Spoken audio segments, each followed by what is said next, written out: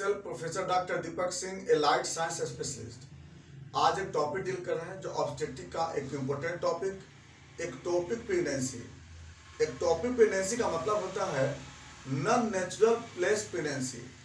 मतलब नॉर्मल हम यही जानते हैं कि फर्टिलाइजेशन जो होती है स्पर्म और ओवा का, ये फर्टिलाइजेशन कहाँ होता है? फैलोपियन ट्यूब में होता है।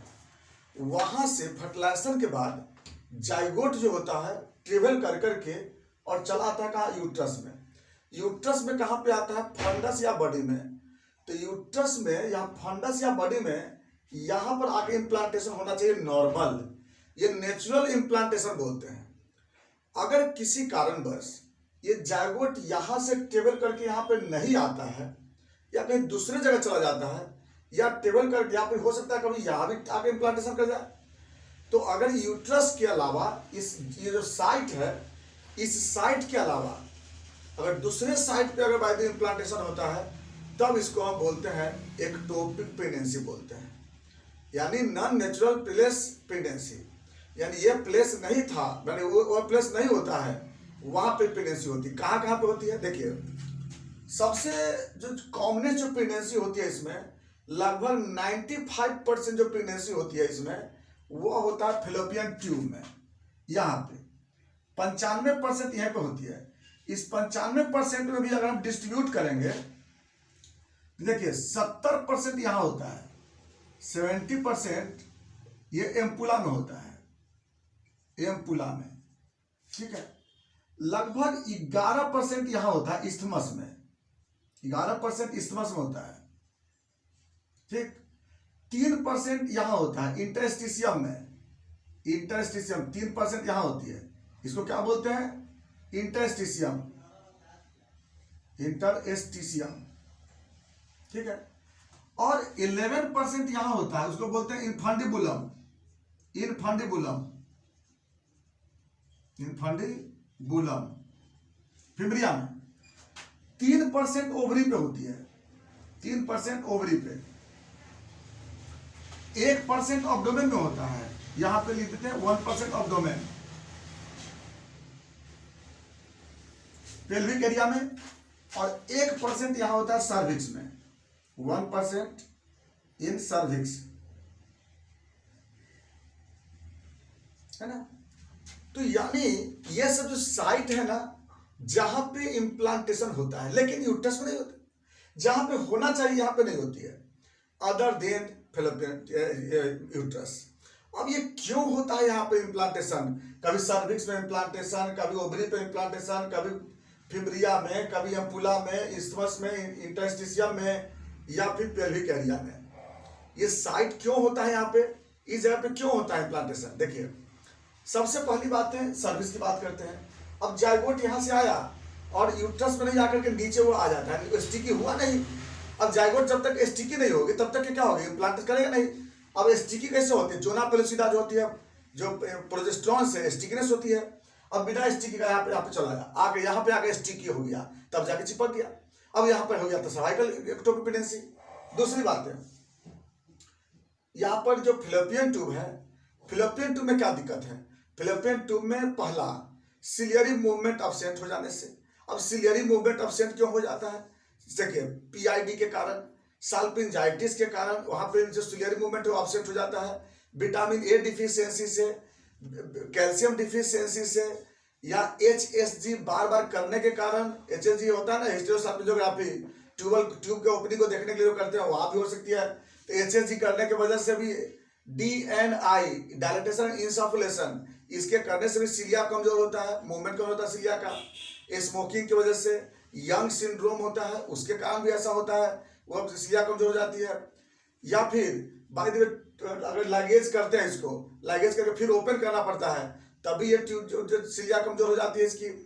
नेक्स्ट, जैसे अगर एलएच का अगर हार्मोन घट जाता है, लाइक उस केस में भी क्या होती है, ये सिलिया इसका वीक हो जाता है।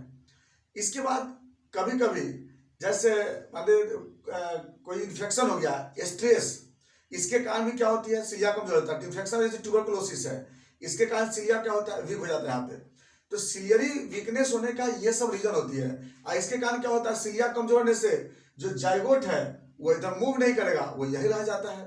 तो ये सब बहुत कॉमनेस्ट कॉज होता है सीलिया के कमजोर होने का।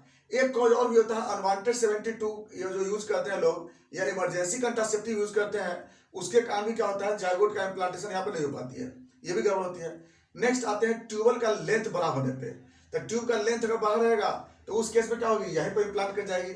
नेक्स्ट अगला, ट्यूब में पॉच बनने के कारण, अगर ट्यूब में कहीं पॉच बना हुआ है तब भी उस केस में क्या हो जाएगी, आगे इम्प्लांटेशन नहीं होगी। देन अगला क्या होगा, जिस मान लीजिए यहाँ से जाइगोट आया, यूट्रस से बिना स्टे किए हुए दूसरे ट्यूब में मूव कर गया, तब भी इस केस में क्या हो सकती है, इम्प्लांटेशन जो होता है ट्यूब में हो गया, यूट्रस में हुआ नहीं इम्प्लांटेशन। इसके बाद कभी कभी जैसे ट्यूबल कंप्रेशन के कारण, जैसे राइट साइड ट्यूब जो होती है ज्यादा कंप्रेस करता है अपेंडिक्स के कारण, इसलिए right side appendix right side में जो होता है ना एक्टोपिक प्रेगनेंसी बहुत ज्यादा होता है। मैक्सिमम केस में जो होता है राइट साइड में अपेंडिक्स या एक्टोपिक प्रेगनेंसी मिलता है। तो ये सब जो देख रहे हैं ना एक्टोपिक प्रेगनेंसी होने का, ये सब बड़ा कॉमनेस्ट कॉज होता है। दूसरी एक और भी कॉज आता है कि प्रोजेस्टेरोन का अमाउंट का वैल्यू बढ़ जाता है। जब प्रोजेस्टेरोन का लेवल अगर ज्यादा बढ़ा रहेगा तो उस केस में क्या होगी, यहीं पर स्टिकी हो जाएगी, जाइगोट स्टिकनेस जहां हो गई, जोना पेलुसिला यहाँ पर क्या होता है अटैच कर जाते हैं यहाँ पे। तो या फिर हो सकता है कि जो ब्लास्टुला स्टेज से पहले ही क्या होता है, जो जोना पेलुसिला क्या होता है रप्चर कर जाता है। इस सारे केस में क्या होता है ना कि यहाँ पर आपका जो ट्यूब में ही जो जाइगोट है इम्प्लांट कर जाता है। अगला, ओवरी में हो सकता है कि इंडोमेट्रियोसिस है।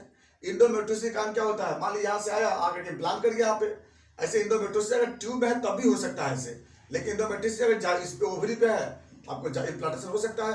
पेल्विक एरिया में, पेल्विक एरिया में बाय द वे एब्डोमेन के एरिया में अगर बाय द वे इंडोमेट्रियोसिस हो गया है तो वहां भी इम्प्लांटेशन हो सकती है। यानी कि ये सब कॉज जो होता है ना एक्टोपिक प्रेगनेंसी के होने का कॉज है, ये सबसे एक्टोपिक प्रेगनेंसी होती है। अब बात करते हैं लोग नेक्स्ट इसका सिम्टम क्या मिलता है। देखिए वन साइड में अब जो एब्डोमेन होगी, एक साइड में क्या होगी स्वेलिंग होगी, एक साइड वहां पर दर्द भी होगा, वहां पर एक साइड में टेंडरनेस महसूस होगी यहाँ पे, इसके साथ साथ फ्रीक्वेंट मेंस्ट्रुएशन, कॉन्स्टिपेशन, ये सब तो होबे करता है। हिस्ट्री ऑफ एमेनोरिया ये भी सिम्टम रहेगा। अब बाकी जो होता है प्रेगनेंसी का साइन सिम्टम मिलेगा इसमें। साइन में क्या मिलेगा, वन साइडेड जो होता है लोअर एब्डोमेन क्या होगी, स्वेलिंग होगी, टेंडरनेस होगी वन साइडेड में। वहां पर स्टेथोस्कोप से देखेंगे बाय द वे तो जो हार्ट बीट है ना पेल्विक एरिया में हार्ट बीट मिलता है, किसका, foetal heart beat, foetal heart sound, foetal heart beat. तो ये जो होता है साइन वहां से लोग देख लेते हैं। बाकी आते हैं कॉम्प्लिकेशन में। देखिए सबसे पहला कॉम्प्लिकेशन कि ट्यूबल रप्चर कर जाएगी, ट्यूब यहाँ पे डैमेज कर जाएगा, ब्लड यहाँ से ब्लीडिंग जो होता है ना, यहाँ से ब्लड जो है यहाँ से ऐसे तो पास करती ही है, यहाँ से पास करेगा ब्लड, ये ब्लड यहाँ से ऐसे भी पेल्विक एरिया में क्या होता है इकट्ठा होता है। देखिए ये जो देख रहे हैं ना ये प्रेगनेंसी हो चुकी है, ये फेलोपियन ट्यूब में प्रेगनेंसी हो गई है। यहाँ पर क्या हो चुकी है ना, यहाँ पर क्या हो गया, जाइगोट यहाँ इम्प्लांट कर गया है, कहाँ पे, फेलोपियन ट्यूब में ही। तो ब्लड यहाँ देखिए यहाँ पर वाली फीटस ग्रो करा है, यहाँ से ब्लड यहाँ निकलेगी, यहाँ से ब्लड यहाँ निकलेगी, फीटस यहीं पे ग्रो कर चुका है, ये फीटस हो गया, याद रखिएगा ये आपका फीटस हो गया, एम्ब्रियो या फीटस यही ग्रो कर रहा है। तो क्या होगा ना कि ब्लीडिंग हो गया यहाँ से, और ये ब्लड इतना ज्यादा होगा ना कि पेशेंट का हेमोडायनेमिक चेंज कर जाएगी, हाइपोवॉल्मिक शॉक, एनीमिया तो होगी ही, हाइपोवॉल्मिक शॉक हो जाएगी, इन्फेक्शन भी हो सकता है यहाँ पे, क्योंकि जहाँ इंजुरी होगी इन्फ्लामेशन होगा तो यहाँ पर आराम से क्या होगा इन्फेक्शन अटैक करेगा। तो ये जो होती है यहाँ पर आप देख लेते हैं कॉम्प्लिकेशन इससे ज्यादा मिलता है।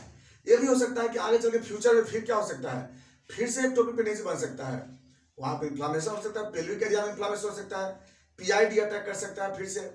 नेक्स्ट अगला इन्वेस्टिगेशन, कैसे पता लगाएंगे हम लोग, फीटल वेलबींग कराएंगे, क्या होगी, जो यहाँ पर एम्ब्रियो होगी वो वन साइडेड होगी, कहाँ पे होगी, या तो ट्यूब में होगा या एब्डोमेन के किसी एरिया में हो सकता है। ऐसे ट्यूब में तो सबसे कॉमन है तो वहां पे ज्यादा मिलेगी। यूएसजी ऑफ लोअर एब्डोमेन, जब लोअर एब्डोमेन का यूएसजी कराएंगे तो वहां पे क्या मिलेगी, गैस्ट्रेशनल से found other than uterine cavity. अब क्या रहेगा, यूट्रस इम्प्टी, यहाँ पे क्या लिखा रहेगा, यूट्रस में रहेगा इम्प्टी लिखा रहेगा, कोई वहां पे है ही नहीं, तो अल्ट्रासाउंड पे भी लिखा रहेगा यूट्रस इम्प्टी और गैस्ट्रेशन से फाउंड इन फेलोपियन ट्यूब, ऐसा लिखा मिल सकता है।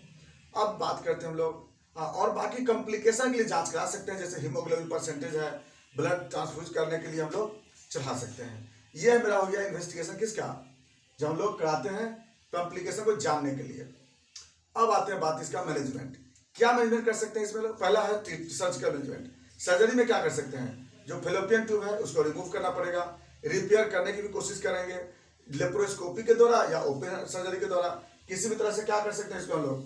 जो कंसेप्शन प्रोडक्ट है उसको रिमूव करेंगे, फेलोपियन ट्यूब को रिमूव करेंगे और प्लस ब्लड ट्रांसफ्यूजन करेंगे, वहाँ से ब्लड को रिमूव करेंगे।